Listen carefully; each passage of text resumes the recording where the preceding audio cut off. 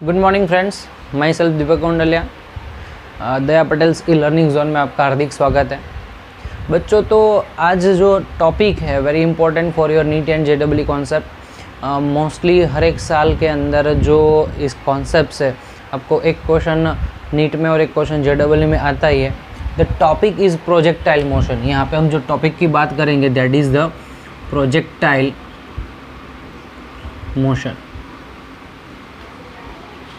Okay, याद रखना है कि टॉपिक जो है प्रोजेक्टाइल मोशन, तो इस टॉपिक को कैसे अंडरस्टैंड करना है। सिंपल सी बात है कि मान लो कि कोई ऑब्जेक्ट को आप थ्रो करें, यानी कि इस पेन को मैं ऐसे थ्रो कराऊँ ऐसे, तो जैसे आपने थ्रो किया तो वो कम्प्लीटली एक पैराबोलिक पाथ के अंदर वो नीचे आएगी। सपोज़ हम दूसरा एग्जांपल लेते हैं। सपोज़ आप कोई फुटबॉल को किक करते हैं तो वो फुटबॉल भी जो है ऐसे पैराबोलिक पाथ के अंदर, यहाँ से मान लो कि आपने किक किया तो ऐसे पैराबोलिक पाथ के अंदर ऐसे मोशन करके आती। जैसे कि कोई भी क्रिकेट का बॉल है उसको आप स्ट्राइक करते हो बैट के साथ में, तो यही पाथ के अंदर आती है। तो मतलब प्रोजेक्टाइल मोशन जो है यहाँ पे पैराबोलिक पाथ के अंदर होती है। तो आप डिफाइन कर सकते हो कि here projectile motion is in parabolic path. Projectile motion जो है पैराबोलिक पाथ में होती है। और दूसरी चीज़ आपको यहाँ पे बता दूँ कि आपने यहाँ पे ऑब्जेक्ट को थ्रो किया है तो इस कंडीशन के अंदर कुछ वेलोसिटी होगी। ओके, तो यहाँ पे एक्स डायरेक्शन हॉरिजॉन्टल की वेलोसिटी कांस्टेंट है, तो आप लिखो velocity in horizontal constant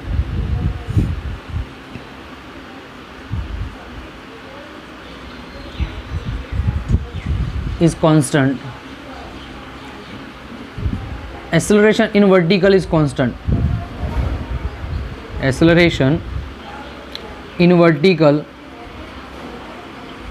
is constant. Vertical का एक्सेलरेशन कांस्टेंट है और हॉरिजॉन्टल की वेलोसिटी देखो कैसे है।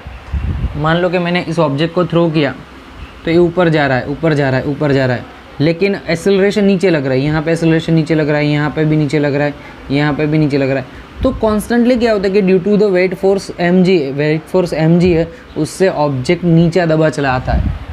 तो वेट फोर्स है, उससे ऑब्जेक्ट है वो नीचे आएगा, मतलब धीरे धीरे धीरे धीरे करके नीचे ऑब्जेक्ट आता है। तो मतलब कि ग्रेविटेशनल एक्सेलरेशन जो लग रहा है वो नीचे की डायरेक्शन में, डाउनवर्ड में है।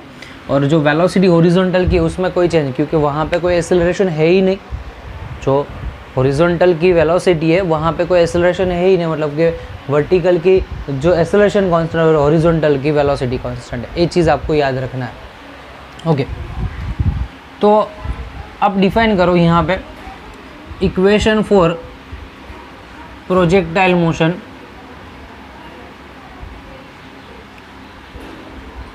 प्रोजेक्टाइल मोशन के इक्वेशन लिखने हैं। सपोज एक कार्टेशियन कोऑर्डिनेट सिस्टम लेते हैं एक्स और यहाँ पे वाई।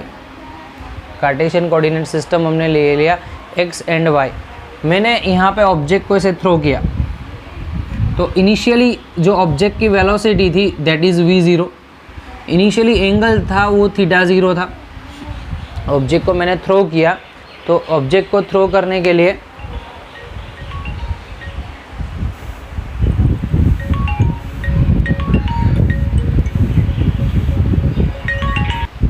देखो यहाँ पे ऑब्जेक्ट जो है इनिशियल वेलोसिटी v0 के साथ में और हॉरिजॉन्टल के साथ में θ0 एंगल बनाया। हॉरिजॉन्टल के साथ में कितना एंगल बनाया? θ0 एंगल। तो आपको पता है कि आप कभी भी कंपोनेंट की बात कर रहे हो तो there is a two different component. कितने कंपोनेंट मिलते हैं? दो। तो फर्स्ट कंपोनेंट यहाँ पे मिलेगा और दूसरा कंपोनेंट यहाँ पे मिलेगा। Here we have the two different component. First x है और दूसरा y है। तो देखो इस कंपोनेंट को लिखना है तो हम लिखेंगे x का v0x इज इक्वल टू जिसके साथ एंगल बना है उसको आप बोलेंगे v0 cos θ0, v0 cos θ0। और दूसरा लिखेंगे v0y is equal to v0 sin θ0। अगर समझ में नहीं आ रहा है तो आप ट्राइंगल का यूज़ करो। यहाँ पे वेक्टर v0, यहाँ पे एंगल θ0 है, हमको इस साइड का ही फाइंड करना है। ए साइड फाइंड करो तो एडजेसेंट साइड है तो cos theta is equal to adjacent v x लिखो v0x और डिवाइड बाय हाइपो v0, तो क्या होगा v0x is equal to v0 cos theta 0। समझ में आया कि कभी भी आप जब एडजेसेंट साइड की बात कर रहे हो, कौन सी साइड की बात कर रहे हो, एडजेसेंट, तो एडजेसेंट के लिए कंपलसरी आपको क्या लिखना पड़ेगा, कॉस, और अपोजिट साइड है तो उसके लिए लिखना पड़ेगा साइन। तो जनरली डायरेक्टली हमने लिख दिया, कोई प्रॉब्लम नहीं है। दूसरी चीज़ देखो कि यहाँ पे प्रोजेक्टाइल मोशन हो रही है, देखो वेलोसिटी यहाँ पे v0, इनिशियल एंगल था थीटा 0, बाद में इस कंपोनेंट का यहाँ पे मैं वेक्टर डिफाइन करूँ तो देखो यहाँ पे कुछ एंगल मिलेगा थीटा, देन आफ्टर यहाँ पे मैं एंगल डिफाइन करता हूँ तो कुछ एंगल मिला यहाँ पे और यहाँ पे एंगल, तो कॉन्स्टेंटली एंगल डिक्रीज होता है और यहाँ पे जब मैक्सिमम हाइट पे पहुँचता है तो एंगल 0 हो जाता है। देन आफ्टर नीचे ले लो तो एंगल जो है वापस बढ़ेगा लेकिन नेगेटिव डायरेक्शन में, एंगल जो है वापस बढ़ेगा लेकिन नेगेटिव डायरेक्शन में। यहाँ पे मैक्सिमम एंगल होगा लेकिन एंगल जो है theta, theta dash, theta double dash, triple dash, ऐसा सब कुछ आएगा। तो प्रोजेक्टाइल मोशन के अंदर हर एक पॉइंट पे जो एंगल है इट विल बी डिफरेंट। जो पॉइंट के पास आप एंगल बनाते हो वो कभी भी सेम नहीं होता है, वो चेंज होता रहता है। तो angle will be change at each and every point, change at each and every point. तो इनिशियल हमारे पास कंपोनेंट मिल गए वेलोसिटी के v0x और v0y। ओके, मैंने बताया कि v0x कांस्टेंट है तो मैं लिख सकता हूँ v0x is equal to v0 cos theta is equal to constant, v0y is equal to v0 sin theta 0 है, वो चेंज होता है तो मतलब ये होगा वेरिएबल, चेंज होता है तो मतलब क्या होगा, वेरिएबल। ओके, ऊपर से नीचे वेलोसिटी लग रही है तो मतलब ay जो है velocity that is minus g, क्योंकि वेलोसिटी ऊपर जा रही है तो पॉजिटिव, एक्सेलरेशन नीचे लग रहा है तो नेगेटिव, और देन आफ्टर आप लिखेंगे ax is equal to 0। Okay, आपके पास इक्वेशन मिल गया। तो मुझे आफ्टर सर्टन टाइम, मान लो कि ऑब्जेक्ट को मैंने थ्रो किया है तो कुछ टाइम पे यहाँ पे पहुँचता है तो उसकी x की और y की वेलोसिटी चाहिए, तो लिखो after t time velocity of projectile, velocity of projectile. तो देखो x की वेलोसिटी लिखते हैं vx is equal to v0x plus ax into t, vx is equal to v0x plus ax into t, ax की velocity है, v0x आपको मिल गया v0 cos theta 0 plus ax 0 है तो लिखो x 0, तो vx का आंसर आपको मिलेगा vx is equal to v0 cos theta 0। तो मैंने बताया था कि x में वेलोसिटी कभी भी चेंज नहीं होती है, x में वेलोसिटी कभी भी चेंज नहीं होती है। देख लो मेरी कांस्टेंट। चलो अभी बात करते हैं y की। So vy is equal to v0y plus ay into t, v0 यानी कि v0 sine theta 0 minus ay की जगह पे g, माइनस g और टाइम t, तो vy मिल गया vy is equal to v0 sine theta 0 minus gt। ठीक है, ओके, ये सेकेंड इक्वेशन मिला। थर्ड, आपको पोजीशन फाइंड करनी है, तो after t time position of projectile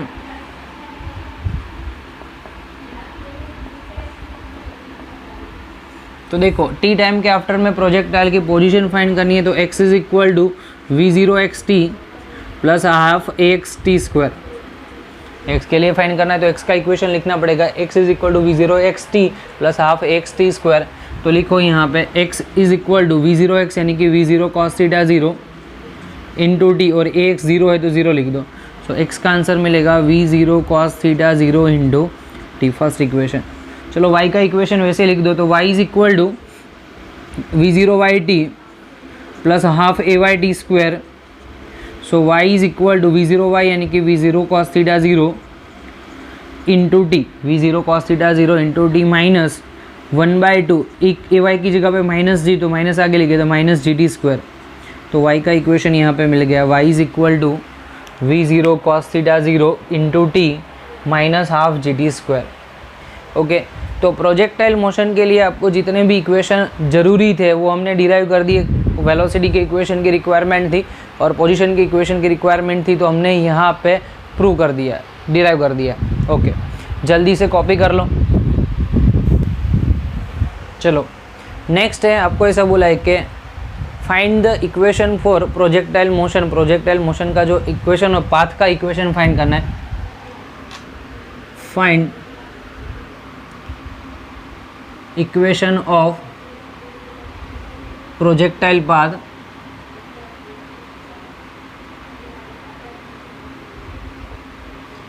and shows equation is of parabolic. मतलब कि आपको पहले तो इक्वेशन फाइंड करना है और दूसरा कैसे डिराइव करना है कि जो इक्वेशन मिल रहा है वो पैराबोला का। पहले सिंपल सी चीज़ है कि जो इक्वेशन है वो हम फाइंड करते हैं और पैराबोला का इक्वेशन है वो आपको डिफाइन करना है। तो सिंपल सी चीज़ मैं आपको यहाँ पे एक्सप्लेन कर दूँ कि अगर पैराबोला का इक्वेशन है तो पैराबोला का इक्वेशन है y is equal to a x plus b x square. y is equal to a x plus b x square. Here a and b are the constant. अगर मान लो कि आपका इक्वेशन ऐसा है y is equal to x plus b x square, that means the motion is parabolic. That means the motion is parabolic. Clear? चलो ठीक है, यहाँ पे देखते हैं y का इक्वेशन आपके पास था y is equal to v zero sine theta zero into t minus half g t square.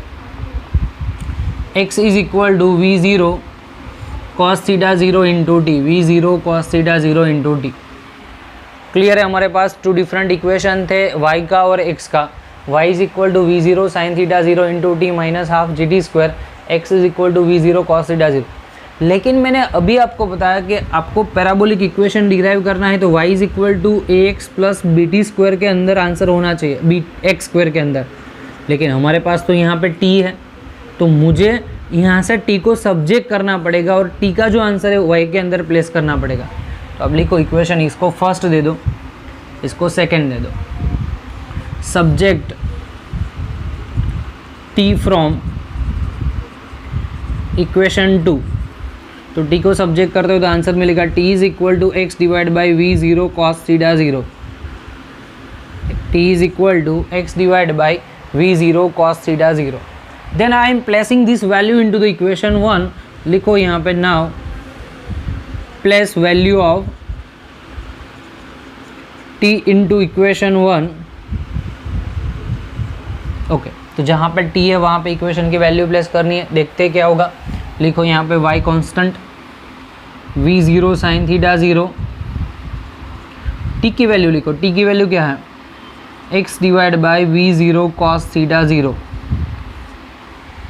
Minus 1/2 g into t square. T की वैल्यू अगेन लिखो, x divide by v zero cos theta zero whole square. सही है?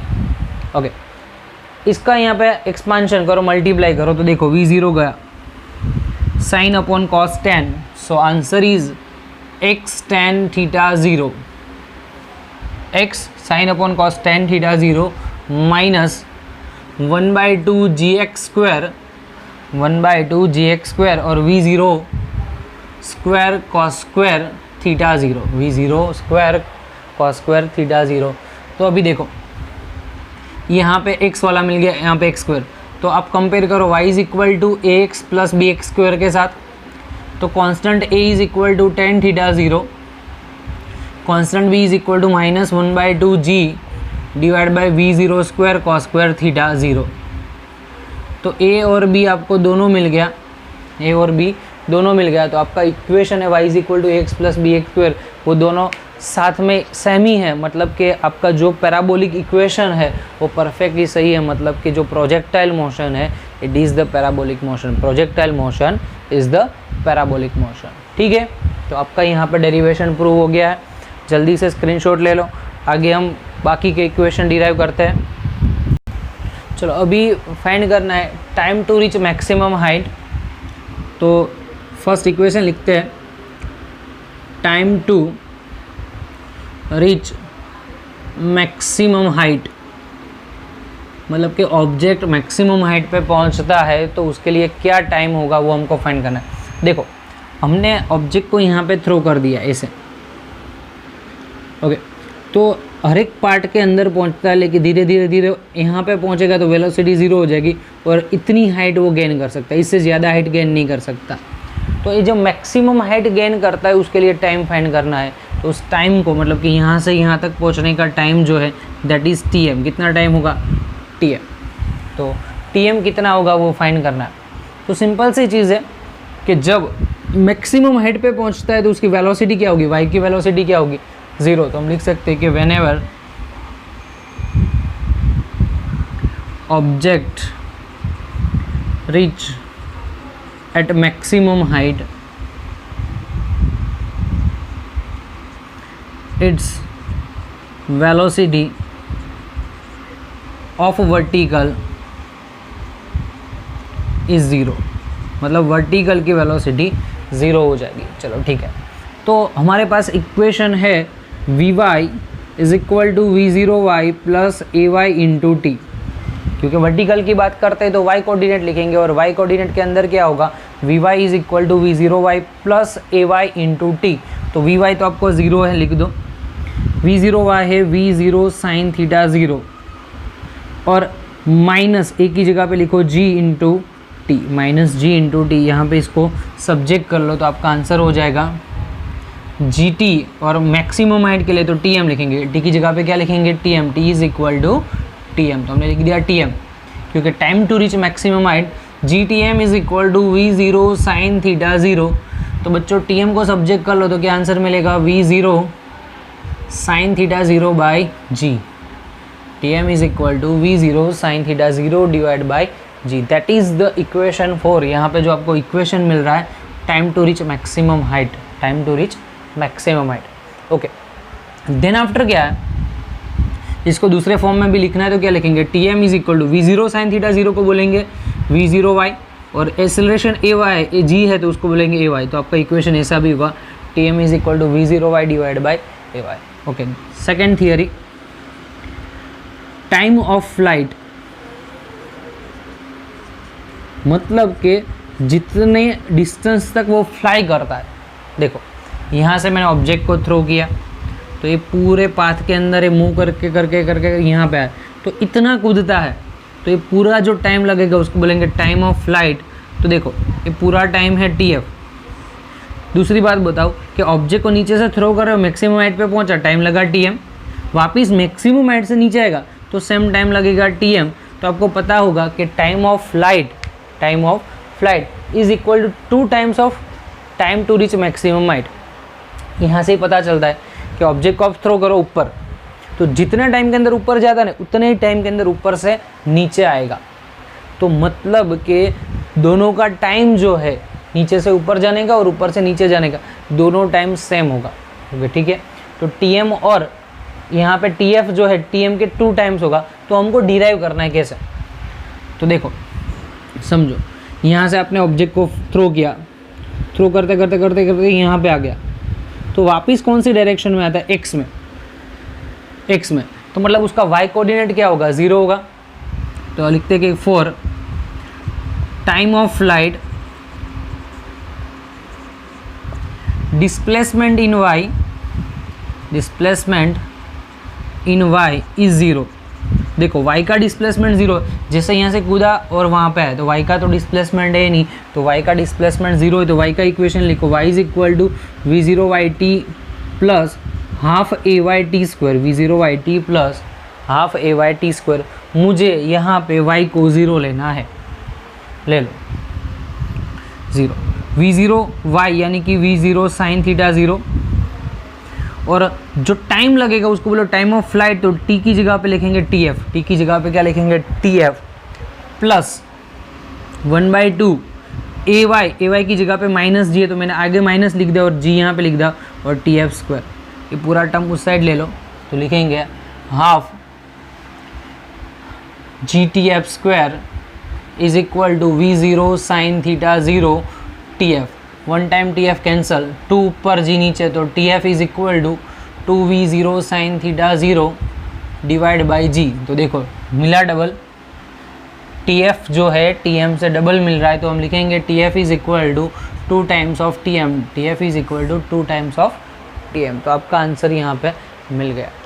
ठीक है, जल्दी से copy कर लो तब तक कि हम बोर्ड रब कर देते हैं। चलो, तो अभी जो थर्ड इक्वेशन डिराइव करना है, मैक्सिमम हाइट। कौन सा इक्वेशन फाइंड करना है? Maximum height. मतलब कि आप ऑब्जेक्ट को थ्रो कर रहे हो प्रोजेक्टाइल मोशन के फॉर्म में, तो कितनी हाइट तक फ्लो होता है, मतलब कितनी हाइट तक दूर जाता है, यानी कि वो हाइट आपको फाइंड करनी है। देखो यहाँ पे हमने ऑब्जेक्ट को ऐसे थ्रो कर दिया, तो यहाँ पे जो हाइट मिलेगी दैट इज़ मैक्सिमम, उसको लिखूँगा मैं h। क्या लिखूँगा? h। तो आपको AH फाइंड करना है, h फाइंड करना है। आप ऑब्जेक्ट को मैक्सिमम हाइट तक थ्रो कर रहे हो ऐसे,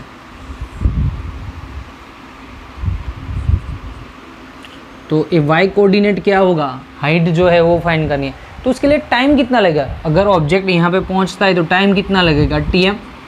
तो लिख सकता हूँ मैं कि for achieving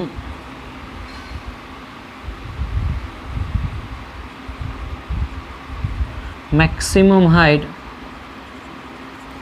time t is equal to tm is equal to v0 sine theta 0 by g. मतलब टाइम जो लगेगा वो क्या होगा? v0 sine theta 0 divide by g. Okay, ठीक है। हमारे पास y का इक्वेशन है, लिखो y is equal to v0 sine theta 0 minus half g t square. Already हमने डिराइव किया है बहुत सारी बार, इसलिए लिखने की ज़रूरत नहीं है। जहाँ पे टाइम t है, t की जगह पे आपको tm लिखना है। tm की वैल्यू यहाँ पे है और y की जगह पे h, तो लिखो y is equal to h, t is equal to tm, t is equal to tm। Place करो y v0 sine theta 0 time v0 sine theta 0 divide by g minus 1/2g t का square, यानी कि v0 square sine square theta 0 divide by g square. आ रहा है समझ में? देखो हमने क्या किया कि जो टाइम की वैल्यू है वो लिखनी है और y की जगह पे h लिखना है, तो यहाँ पे h लिख दो, और t की वैल्यू है v0 साइन थीटा 0 बाई जी, और हमने यहाँ पे t की वैल्यू प्लेस कर दी। समझ में आ रहा है? अभी क्या करना है, तो देखो वन टाइम g कैंसिल, यहाँ पे v0 into v0, v0 square हो गया, तो लिखो h is equal to v0 square sine theta into sine theta square divide by g. यहाँ पे v0 स्क्वायर है, साइन स्क्वायर थीटा है और 2g है, तो लिखो minus v0 square sine square theta 0 by 2g। मतलब बाई 2 है तो मतलब हाफ हो गया, और यहाँ पे नहीं है तो फुल हो गया। फुल में से हाफ माइनस करते तो हाफ आएगा, अदरवाइज नहीं पता चलता है। तो देखो v0 square sine square theta 0 by g common, कुछ नहीं तो यहाँ पे 1 बचा, और यहाँ पे हाफ बचा, 1 माइनस 1/2 यानी कि 1/2 होगा। So answer is v0 square sine square theta 0 divide by 2g, और मैक्सिमम हाइट इतनी मिलती है। h is equal to v0 square sine square theta 0 divide by 2g। इसको शॉर्ट फॉर्म में लिखना है तो क्या होगा? तो शॉर्ट फॉर्म में लिखना है तो v0 साइन थीटा 0 यानी कि v0 y square divide by 2, g को बोलेंगे ay, तो v0 y square divide by 2ay। आपने जो थर्ड चैप्टर के अंदर फंडामेंटल पढ़े थे वही इक्वेशन आ रहे, कुछ डिफरेंट नहीं है। ओके, जल्दी से कॉपी कर लो। Next range. रेंज यानी कि जो हॉरिजॉन्टल डिस्टेंस है उसको बोलेंगे रेंज।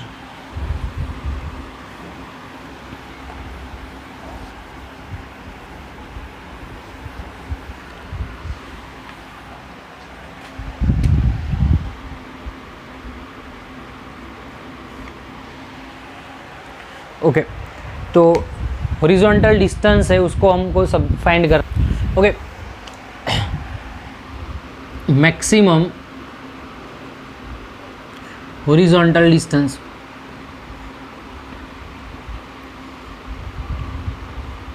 ओके, तो यहाँ पे ऑब्जेक्ट को हमने थ्रो कर दिया, यहाँ से यहाँ तक आता है, तो the distance is x, maximum horizontal distance है x। तो यहाँ से यहाँ तक पहुँचने के लिए जो टाइम लगता है that is the time of flight. तो आप लिख सकते हो फॉर अचीविंग हॉरिजॉन्टल डिस्टेंस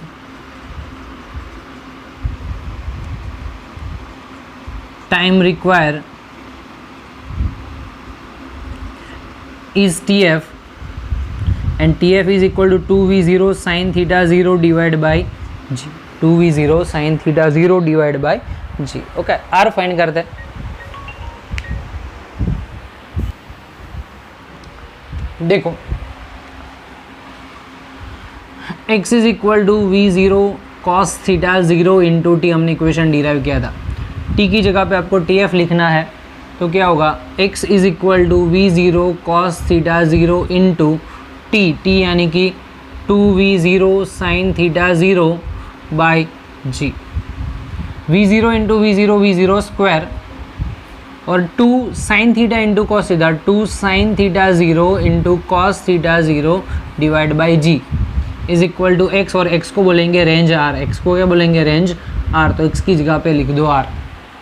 ठीक है, तो आपको पता है कि sin 2 theta is equal to 2 sin theta into cos theta है, और cos 2 थीटा की इक्वेशन है cos square theta minus sine square theta, इधर 2 cos स्क्वायर थीटा माइनस 1 और 1 माइनस 2 साइन स्क्वायर थीटा, ऐसा इक्वेशन है। तो हमको तो यहाँ पे देखो 2 sin थीटा 0 cos थीटा 0, तो ये वाला टर्म है तो sin 2 थीटा 0 होगा। तो आपको लिखना है तो आंसर क्या होगा, तो r is equal to v0 square sine 2 theta 0 divide by g. So range r is equal to v0 square sine 2 theta 0 by g. तो रेंज का इक्वेशन यहाँ पे मिल गया। अभी देखो h और r का रिलेशन फाइंड करना है, तो relation between h and r, तो h बाय r लिखो। तो h का इक्वेशन हमने क्या डिराइव किया था, v0 square sine square 2 theta sine square theta divide by 2g, और r स्क्वायर का इक्वेशन है v0 square sine 2 theta by g 1 time cancel, v0 square cancel. तो लिख सकते हो h by r is equal to sine square theta यानी कि sine square theta 0 into sine theta 0, 2 times लिख देंगे, साइन स्क्वायर थीटा है तो sine theta 0 into sine theta 0 by 2 and divide with sine 2 theta, तो यानी कि 2 sine theta into cos theta, sine cancel, sine upon cos 10, 2 divide में, तो h by r is equal to 10 theta divide by 4। तो आपका जो relation है h by r का 10 थीटा बाई 4, अगर सिर्फ 10 थीटा फाइंड करना है तो 10 theta 0 is equal to 4 times of h by r, h by r के 4 टाइम्स आपका 10 थीटा मिले। तो प्रोजेक्टाइल मोशन के सभी इक्वेशन आज डिराइव कर दिए, और प्रोजेक्टाइल मोशन के अंदर जो कॉम्प्लिकेशन मतलब डिफरेंट चीज़ क्या है वो नेक्स्ट लेक्चर के अंदर हम पढ़ेंगे। तो अभी तक आपने मेरी चैनल सब्सक्राइब नहीं है तो please subscribe the channel and share with your friends. Thanks for watching this video, have a nice day.